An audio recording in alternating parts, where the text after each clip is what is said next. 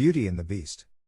Once upon a time, in a very far-off country, there lived a merchant who had been so fortunate in all his undertakings that he was enormously rich. As he had, however, 6 sons and 6 daughters, he found that his money was not too much to let them all have everything they fancied, as they were accustomed to do. But one day a most unexpected misfortune befell them.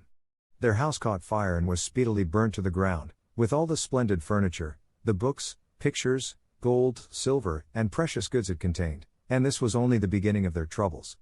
Their father, who had until this moment prospered in all ways, suddenly lost every ship he had upon the sea, either by dint of pirates, shipwreck, or fire. Then he heard that his clerks in distant countries, whom he trusted entirely, had proved unfaithful, and at last from great wealth he fell into the direst poverty. All that he had left was a little house in a desolate place at least 100 leagues from the town in which he had lived, and to this he was forced to retreat with his children, who were in despair at the idea of leading such a different life. Indeed, the daughters at first hoped that their friends, who had been so numerous while they were rich, would insist on their staying in their houses now they no longer possessed one.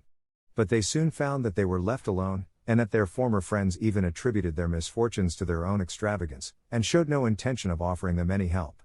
So nothing was left for them but to take their departure to the cottage, which stood in the midst of a dark forest, and seemed to be the most dismal place upon the face of the earth.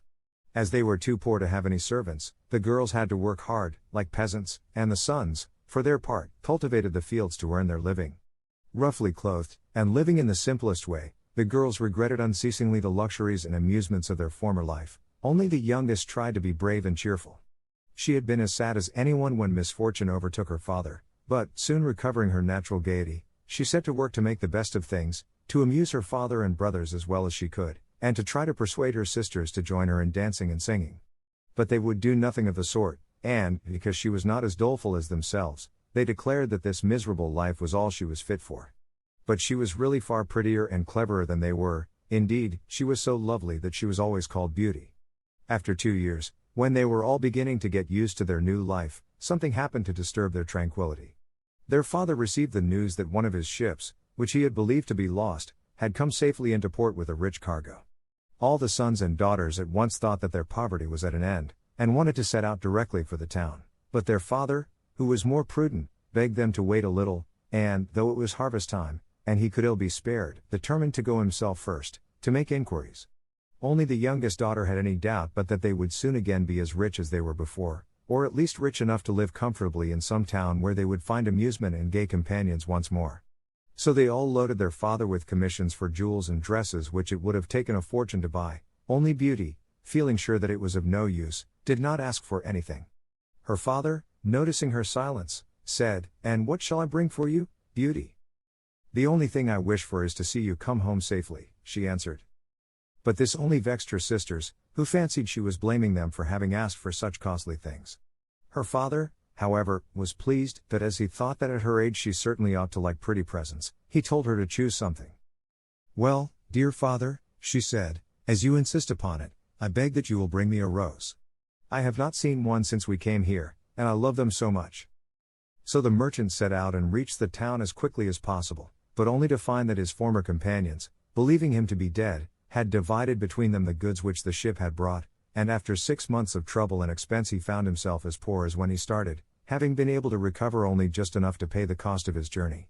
To make matters worse, he was obliged to leave the town in the most terrible weather, so that by the time he was within a few leagues of his home he was almost exhausted with cold and fatigue. Though he knew it would take some hours to get through the forest, he was so anxious to be at his journey's end that he resolved to go on, but night overtook him, and the deep snow and bitter frost made it impossible for his horse to carry him any further. Not a house was to be seen. The only shelter he could get was the hollow trunk of a great tree, and there he crouched all the night, which seemed to him the longest he had ever known. In spite of his weariness the howling of the wolves kept him awake, and even when at last the day broke he was not much better off, for the falling snow had covered up every path, and he did not know which way to turn. At length he made out some sort of track, and though at the beginning it was so rough and slippery that he fell down more than once, it presently became easier, and led him into an avenue of trees which ended in a splendid castle. It seemed to the merchant very strange that no snow had fallen in the avenue, which was entirely composed of orange trees, covered with flowers and fruit. When he reached the first court of the castle he saw before him a flight of agate steps, and went up them, and passed through several splendidly furnished rooms. The pleasant warmth of the air revived him, and he felt very hungry, but there seemed to be nobody in all this vast and splendid palace whom he could ask to give him something to eat. Deep silence reigned everywhere, and at last, tired of roaming through empty rooms and galleries, he stopped in a room smaller than the rest, where a clear fire was burning and a couch was drawn up closely to it. Thinking that this must be prepared for someone who was expected, he sat down to wait till he should come, and very soon fell into a sweet sleep. When his extreme hunger wakened him after several hours, he was still alone, but a little table, upon which was a good dinner, had been drawn up close to him, and, as he had eaten nothing for 24 hours, he lost no time in beginning his meal, hoping that he might soon have an opportunity of thanking his considerate entertainer, whoever it might be. But no one appeared, and even after another long sleep, from which he awoke completely refreshed, there was no sign of anybody, though a fresh meal of dainty cakes and fruit was prepared upon the little table at his elbow. Being naturally timid, the silence began to terrify him, and he resolved to search once more through all the rooms, but it was of no use. Not even a servant was to be seen, there was no sign of life in the palace. He began to wonder what he should do, and to amuse himself by pretending that all the treasures he saw were his own, and considering how he would divide them among his children. Then he went down into the garden, and though it was winter everywhere else, here the sun shone, and the birds sang, and the flowers bloomed, and the air was soft and sweet. The merchant, in ecstasies with all he saw and heard, said to himself, "All this must be meant for me. I will go this minute and bring my children to share all these delights." In spite of being so cold and weary when he reached the castle, he had taken his horse to the stable and fed it. Now he thought he would saddle it for his homeward journey, and he turned down the path which led to the stable. This path had a hedge of roses on each side of it, and the merchant thought he had never seen or smelt such exquisite flowers. They reminded him of his promise to Beauty, and he stopped and had just gathered one to take to her when he was startled by a strange noise behind him. Turning round, he saw a frightful beast, which seemed to be very angry and said, in a terrible voice, "Who told you that you might gather my roses? Was it not enough that I allowed you to be in my palace and was kind to you? This is the way you show your gratitude, by stealing my flowers. But your insolence shall not go unpunished." The merchant, terrified by these furious words, dropped the fatal rose, and, throwing himself on his knees, cried, "Pardon me, noble sir. I am truly grateful to you for your hospitality, which was so magnificent that I could not imagine that you would be offended by my taking such a little thing as a rose." But the beast's anger was not lessened by this speech. "You are very ready with excuses and flattery," he cried, "but that will not save you from the death you deserve." "Alas," thought the merchant, "if my daughter could only know what danger her rose has brought me into." And in despair he began to tell the beast all his misfortunes, and the reason of his journey, not forgetting to mention Beauty's request. "A king's ransom would hardly have procured all that my other daughters asked," he said, "but I thought that I might at least take Beauty her rose. I beg you to forgive me, for you see I meant no harm."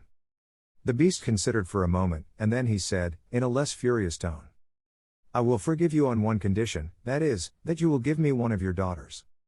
"Ah," cried the merchant, "if I were cruel enough to buy my own life at the expense of one of my children's, what excuse could I invent to bring her here?" "No excuse would be necessary," answered the beast. "If she comes at all she must come willingly. On no other condition will I have her. See if any one of them is courageous enough, and loves you well enough to come and save your life. You seem to be an honest man, so I will trust you to go home. I give you a month to see if either of your daughters will come back with you and stay here, to let you go free. If neither of them is willing, you must come alone, after bidding them goodbye forever, for then you will belong to me. And do not imagine that you can hide from me, for if you fail to keep your word I will come and fetch you," added the beast grimly. The merchant accepted this proposal, though he did not really think any of his daughters could be persuaded to come. He promised to return at the time appointed, and then, anxious to escape from the presence of the beast, he asked permission to set off at once. But the beast answered that he could not go until next day. "Then you will find a horse ready for you," he said. "Now go and eat your supper, and await my orders." The poor merchant, more dead than alive, went back to his room, where the most delicious supper was already served on the little table which was drawn up before a blazing fire. But he was too terrified to eat, and only tasted a few of the dishes, for fear the beast should be angry if he did not obey his orders. When he had finished he heard a great noise in the next room, which he knew meant that the beast was coming. As he could do nothing to escape his visit, the only thing that remained was to seem as little afraid as possible. So when the beast appeared and asked roughly if he had supped well, the merchant answered humbly that he had, thanks to his host's kindness.